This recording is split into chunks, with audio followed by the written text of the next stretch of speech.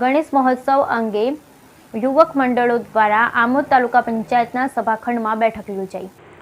પોલીસની કડક સૂચના। 5 ફૂટથી વધુ ઊંચાઈ ધરાવતી ગણપતિની પ્રતિમાના આયોજકોને પરવાનગી નહીં। આગામી ગણેશ મહોત્સવને ધ્યાને લઈ Amod police sub inspector Rajendrasinh અસવારાના અધ્યક્ષસ્થાને આમોદ તાલુકા પંચાયતના સભાખંડમાં ગણેશ યુવક મંડળોની બેઠક યોજાઈ। ગણેશ યુવક મંડળના પ્રમુખ બોન્ટુ કંસારાના માર્ગદર્શન હેઠળ મીટિંગનું આયોજન કરવામાં આવ્યું, જેમાં આમોદ પાલિકા પ્રમુખ જલ્પાબેન પટેલ, ઉપપ્રમુખ જસુભાઈ રાઠોડ, નગરસેવક ઉષાબેન પટેલ, ભાજપ બીજલ ભરવાડ, મહેશ પટેલ હાજર રહ્યા। આમોદ નગરના 32 જેટલા ગણેશ મંડળના આયોજકો હાજર રહ્યા।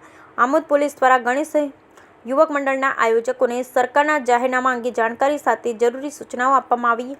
આ ઉપરાંત આમોદ પોલીસે નગરના સાંકડા રસ્તા અને તળાવની બ્યુટિફિકેશનની કામગીરીને લઈ 5 ફૂટથી વધુની ઊંચાઈ ધરાવતી ગણેશ પ્રતિમાને શોભાયાત્રામાં પરવાનગી આપવામાં આવશે નહીં ની કડક સૂચના આપી, તેમજ મોટા ડીઝેના સાથેના આઈસર ટેમ્પોને પણ શોભાયાત્રામાં પ્રવેશ આપવામાં આવશે નહીં તેવી કડક સૂચના આપવામાં આવી। ગણેશ યુવક મંડળ દ્વારા લાઇટિંગની વ્યવસ્થા, શોભાયાત્રાના રૂટ ઉપરના અડચણરૂપ દબાણો દૂર કરવા, વીજ વાયરો ઊંચા કરવા, મોટા તળાવ ખાતે મગરનો ભય હોવાથી મગરને રેસ્ક્યુ કરવા જેવા પ્રશ્નો રજૂ કરવામાં આવ્યા। Bureau report Viral Gohil, Bharuch.